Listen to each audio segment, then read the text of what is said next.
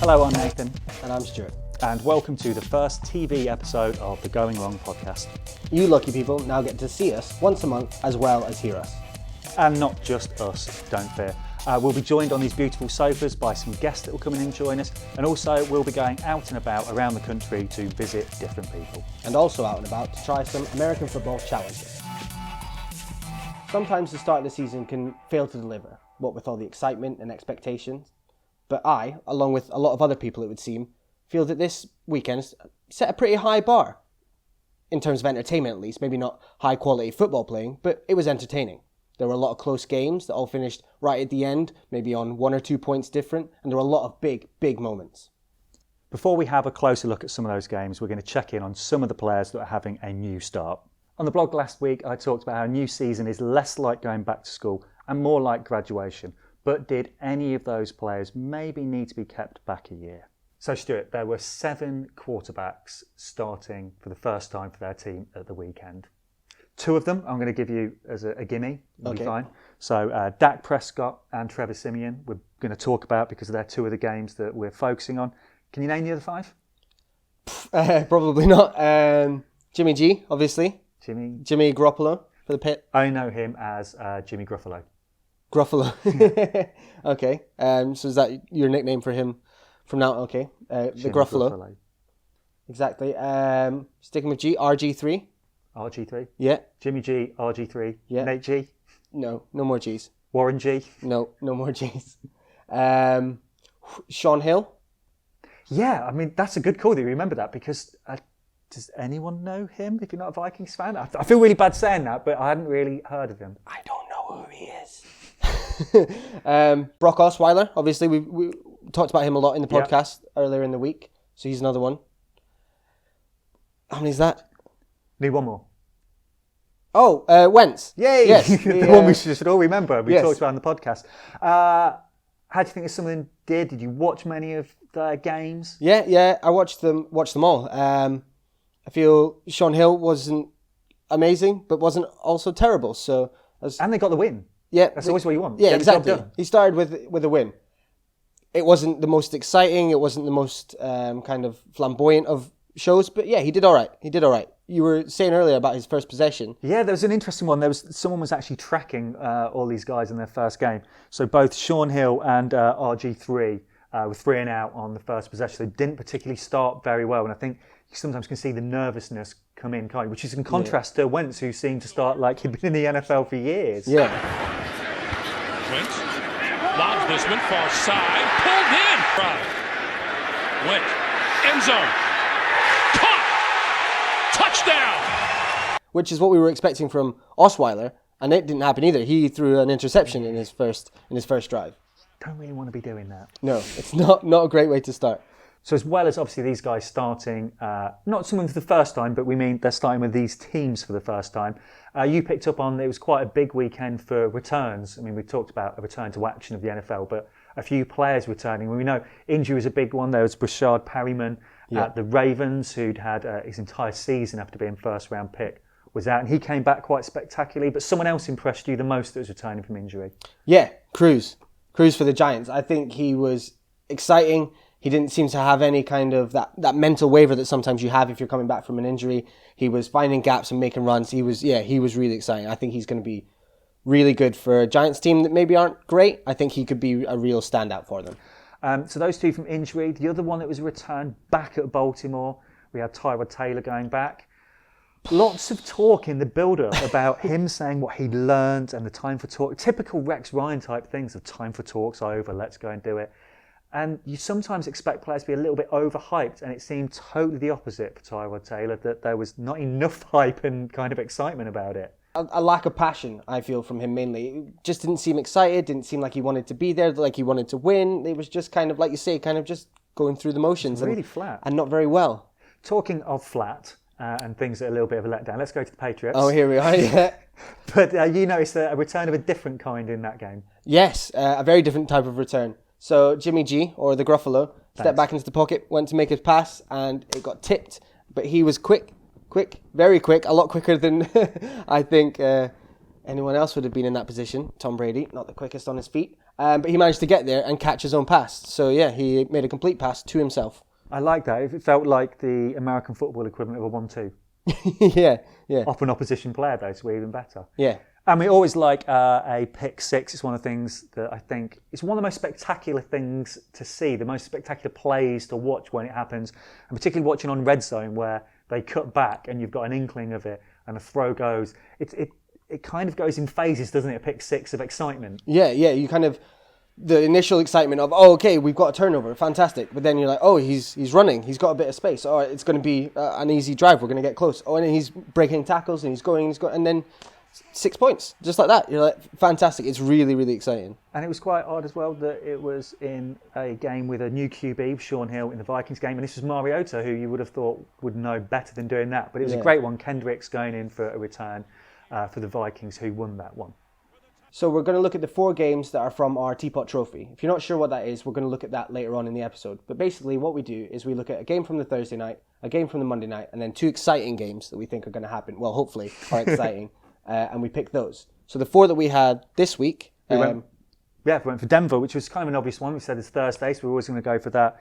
Oakland at Saints. Yeah. We then had Giants visiting the Cowboys, a replay of the opening game from the last season, and then ended with the Rams at the Niners. And I liked how you kind of called the Denver one, well, not just you, it was kind of in the press, it was a throwback Thursday type, revisiting the Super Bowl. Also on our blog, it's worth checking, Nick Edwards, I liked his comment, who wrote for us previewing the games about the NFL. Why did they feel the need to make this a Thursday night game? Yeah. Why did they feel they had to get a Super Bowl replay as the opening game? But I think it worked. It worked for me. It was quite nice, yeah. It was a lot of people it kind of bookended the 2 seasons, okay, with this big game. You knew it was going to be a close game. 2 teams that were in the Super Bowl last year, so clearly they're doing well, and you're going to be an exciting game. So I liked the choice. I thought it was quite smart. And obviously the Super Bowl was dominated by talk of quarterbacks, of MVP Cam Newton against retiring Peyton Manning. And it kind of went back again with a focus on quarterbacks of how would Newton cope with it this time against Trevor Siemian, who I don't think many people expected to be starting. Yeah. Who asked the Broncos back in February that it was him. And also players that were missing. So obviously the Broncos lost a couple of players and Josh Norman had gone from the Panthers. It kind of made it an odd, tense start to the game a little bit. It did, yeah, and especially because Simeon was kind of an unknown quantity for us. We weren't really sure, and I tend to give quarterbacks that first quarter and let them kind of, if it's your first start in an NFL game. Very generous of you. Yeah, you're like, cool, you can have a couple of mistakes. And there were a couple of mistakes, an interception, a couple of turnovers and things like that.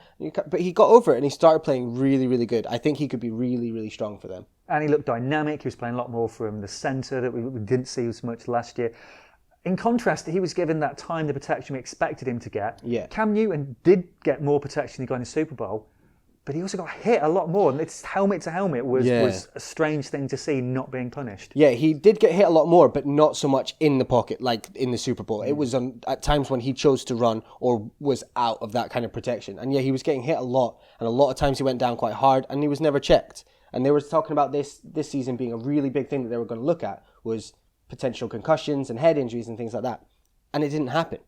And talking about not quite a head injury, but the other side, so we get the physical kind of head injuries, and then we get the mental side of maybe giving someone a head injury. The Panthers burned out their timeouts quite a lot. It seemed some strange game management. The Denver Broncos saved theirs for the right moment. Yeah. I don't know if do we often see that where timeouts called so well as that last minute? Panthers are up by 1, field goal attempt for the Broncos to win it. Yeah, that is a big thing on why people talk so much about the coaches, because they're the ones who are going to call when timeouts happen. And if they do it right, it can affect the game. And that changed the game from a loss to a win. That one call to call the timeout, ice the kicker, and it totally worked. It was great to see. I quite liked the excitement of that, particularly the fact he made it the first time. Just went back. You think he's going to... Oh, okay. Yeah. Gone. Because it clipped the post on the right on the way in. He clearly adjusted for it, and then he went wide on the left. Yeah. This seemed a thing. We did pick our first 3 games, all decided by a point. So we went into then the Raiders going to Saints.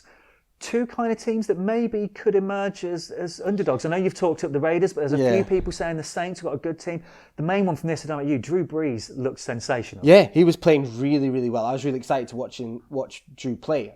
He was throwing a lot of nice passes, making a lot of good decisions, which is what he wasn't doing last year. Was his decision making wasn't great. So it was really exciting to see him play. I was a little scared because I put so much on the Raiders. I said that they were gonna do really well this well for them this season. And so, yeah, the whole thing was a bit nerve-wracking, but really exciting. It was a game of big, exciting play as well, which we love seeing.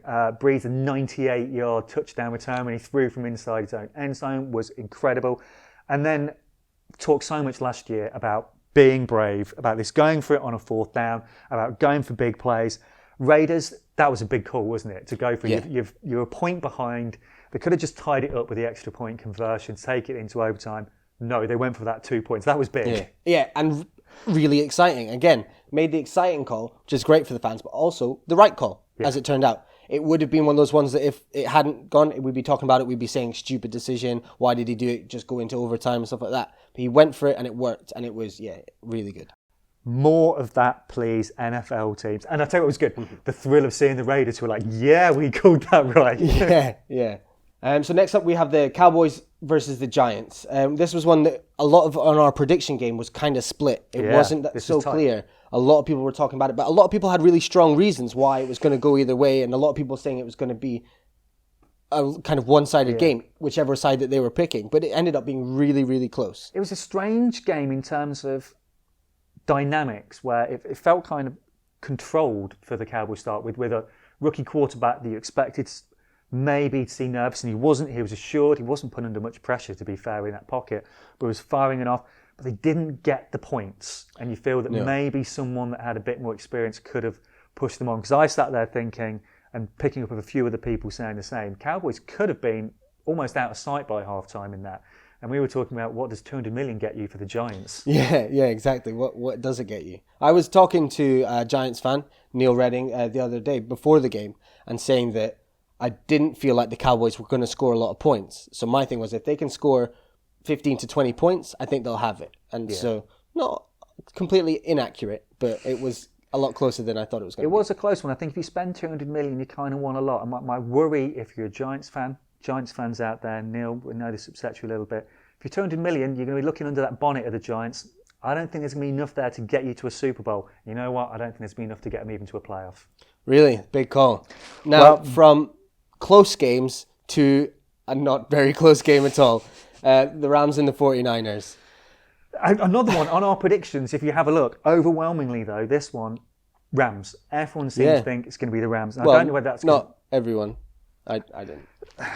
Okay, take your moment of glory. Why did you think the Niners were going to win? And was that the reason that they won? It wasn't so much that I thought the Niners were going to win. I thought the Rams were going to lose. I think that was quite a common one. We were all kind of picking who was going to be the worst out of the two, or who's going to be the least worst, I should say. Yeah, who's the least bad?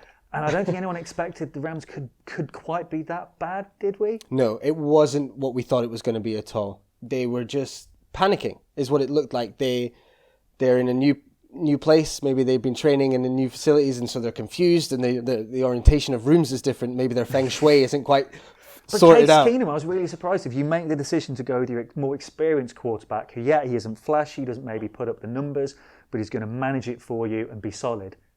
And he looked like a nervous rookie. It was terrible. Yeah, I thought they'd said it was Case Keenum, but they'd put Jared Goff in. They just changed the shirts. So this season, we've also filmed some challenges. So here's the first one. Hello, we're now on Victoria Park in Leicester. Scenes to amazing events such as Kasabian's Big Gig. Leicester winning the league, their big party was here. City of Champions. And now, obviously, the Going Long Challenge. Which is probably the biggest one out of those three, I would say. I'm actually surprised we haven't got the crowds here. Yeah. There was a couple had a look and they've now legged it. But yeah, I think they got scared by the talent that was on show. Oh, clearly. Probably it. So obviously we've watched the videos, we've seen the challenges, there's been the Kansas City Chiefs have done it, the Cardinals, and everyone's kind of been saying, wow, aren't they amazing? And to be honest, it looks quite easy. I think so. It's relatively easy. Like, I've got hands. I can throw things. I've thrown stuff. Yeah, I throw a lot of stuff, actually. So we're going to have a target. This is what I've got. A bag? I did have a really good thing, but I forgot it. So yes, we've got a bag and we're going to throw the ball. So the first challenge is we're going to set the distance. We're each going to have 10 throws. Simple. Yeah, Winner easy. is who hits it the most. Yeah, so what? Like we're aiming for what? 9, 10 out of 10? 10 out of 10. 10 out of 10.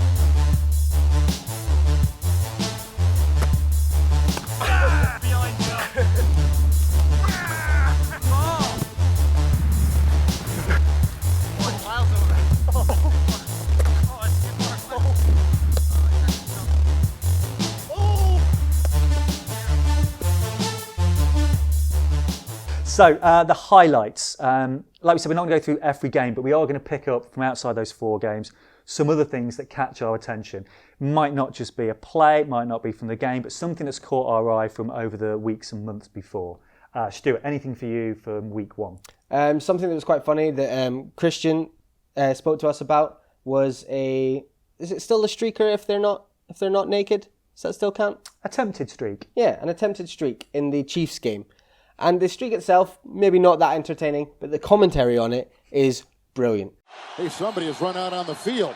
Some goofball in a hat and a red shirt. Now he takes off the shirt. He's running down the middle by the 50. He's at the 30. He's bare-chested and banging his chest. Now he runs the opposite way. He runs at the 50. He runs at the 40. The guy is drunk, but there he goes. The 20. They're chasing him. They're not going to get him. Waving his arms. Bare-chested. Somebody stop Look that out, man. here comes the blue coat, Oh, Kevin. they got him. Here They're comes coming the from blue the coats. left. Oh, and they tackle him at the 40-yard line. So yeah, Christian sent us the streaker clip. Charlotte can't be with us tonight. Sound like I'm doing like from the Oscars. Charlotte can't be with us tonight. Charlotte's not here. However, she was quite pleased with the Packers, her team, winning. And I messaged her to say that Rodgers had set up a great TD. And to be honest, the weekend, I think, was where we saw Aaron Rodgers doing what he does well. Poised, confident, hitting his mark. And I don't mean the touchdown pass to Jordy Nelson. I mean the State Farm commercial. Check this out. Nobody comes into this house without paying the price. Not here, not ever. Well, did you get it? Earlier in the show, we said we would let you know what the Teapot Trophy was all about. And equally, some of the people that do know and are playing it might want to know how you're getting on. Here's our Teapot Trophy update. The Teapot Trophy is our prediction game for 32 players, who all take the place of an NFL team. This means they line up in the AFC or the NFC, in one of the 4 divisions, and whoever their team plays, they'll play. How do they play? Well, each week they have to predict the winner in 4 games. As a tiebreaker, they must also give a score for the final game. If they're tied and have both picked the same team in the final game, it will be down to who is the closest with the score. Or if they both pick the wrong team, who is least wrong will win. No one made a clean sweep of predictions in the opening week. Reigning champion Keith Allett got off to a winning start against rookie fan James Diamond, while 7 players got 3 games right, including Going Long writer Rob Newell and Adam Goodman, who also picked up 2 points in our side competition, the Teacup. Now, the Teacup awards points for those who get the score prediction spot on, or those who get closest. By saying the 49ers would win by 14 points, Adam and Selena Hussein both get closest and score themselves 2 points. You can follow all the games and scores on the website and tell us your predictions and thoughts on Twitter, Facebook, or email us. And I have got to give a shout out, Dan Neal, who is involved on the Teapot game and won his game. Well done, Dan. I was messaging him saying a good start for you, and this is why the Teapot's great. I said to him that I was slightly gutted that my bet didn't come in because I backed my predictions. Yeah. And Dan said, the Teapot is about more than money. It's about glory and prestige. In years to come, it'll be looked upon like those other great trophies, the Vince Lombardi, the Champions League, the Intertoto Cup, a king amongst cups. And he quite rightly said, name another trophy that actually has a practical use. That is quite big. If someone does think of one, let us know. So thank you, Dan. Other than a paperweight. Yeah, that definitely doesn't count. This season, we're also carrying on Fan Zone.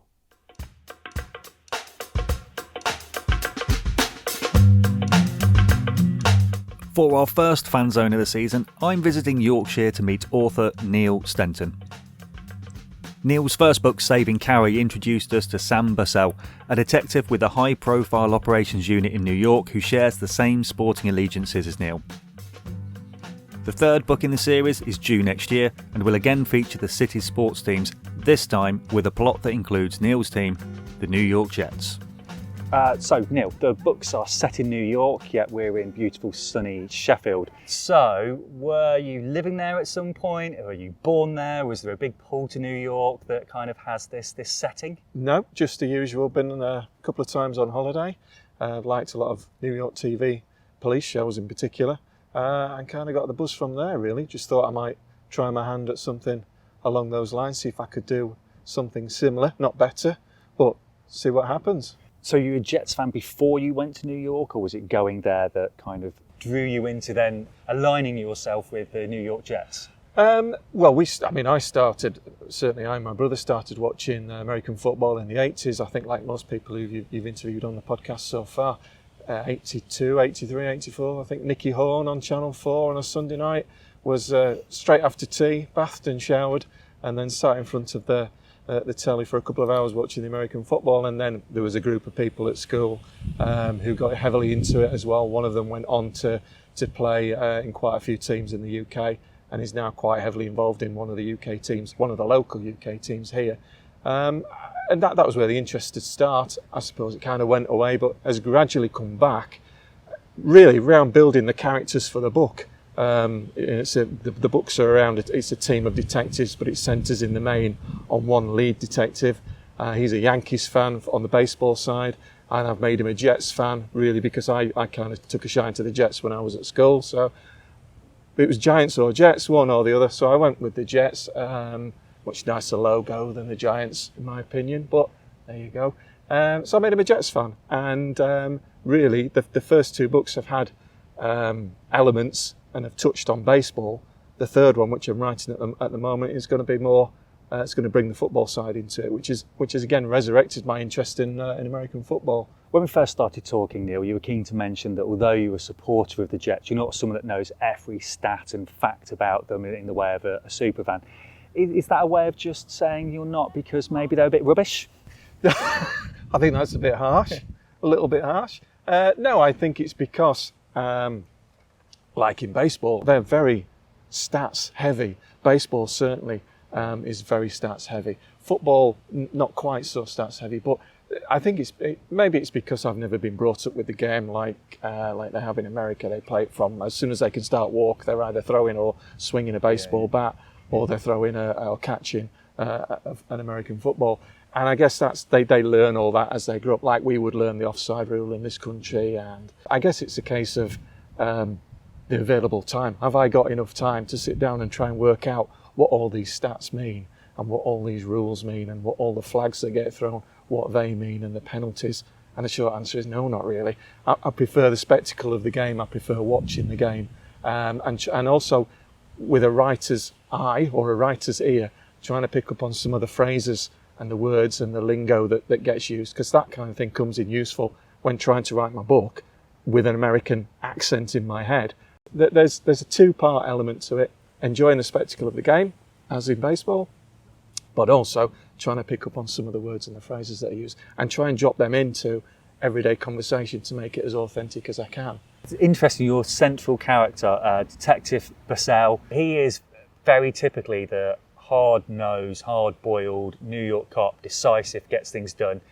It struck me that that's kind of what the Jets need, someone that's going to be decisive and make things happen. Yeah, well, I mean, I've still not worked out what's happening with Ryan Fitzpatrick yet, to be honest, because 1 minute he's staying, then he's not, then he's signing a deal, so it's who is the key player? I think I don't know whether they have a key player anymore now. They lost Chris Ivory to the Jaguars, I think.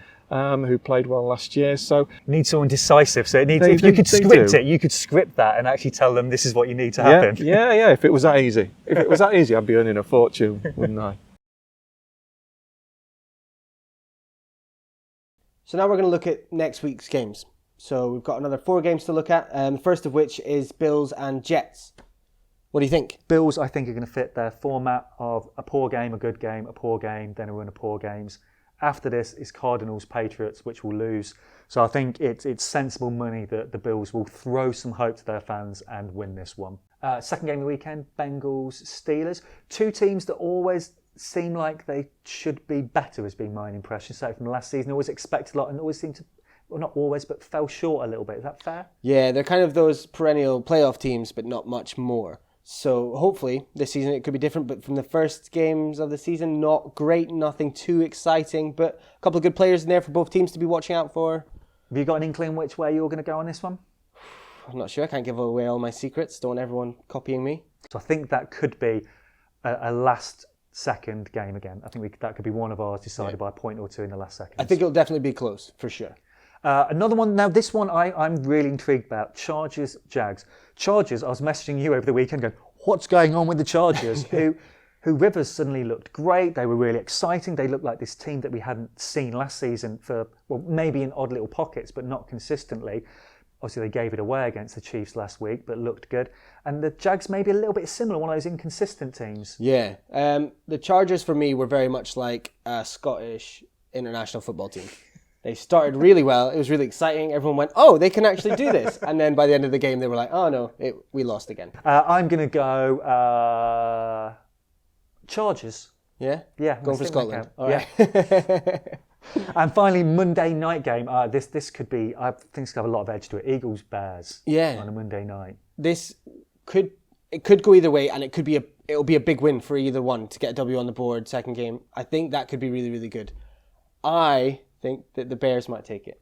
I've got a funny feeling the Bears, I think certainly last season were a little bit like the Bills in that inconsistency of a good game, a bad game. You'd write the Bears off, then they'd win improbably. And this just feels like one of those where the momentum seems to be with the Eagles, who with a new coach had a good first win. Their rookie quarterback seemed to be doing well.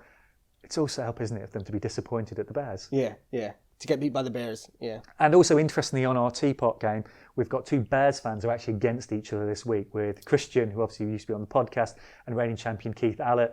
So I look forward to teasing both of those. Yeah, and I also look forward to seeing which way they go. Do they follow their team or do they go against it? That's always fun. Always back your team, surely. That's what you've got to do. Yeah, but then if you don't back your team, then it's a win-win situation. You either win the game or you win the prediction game.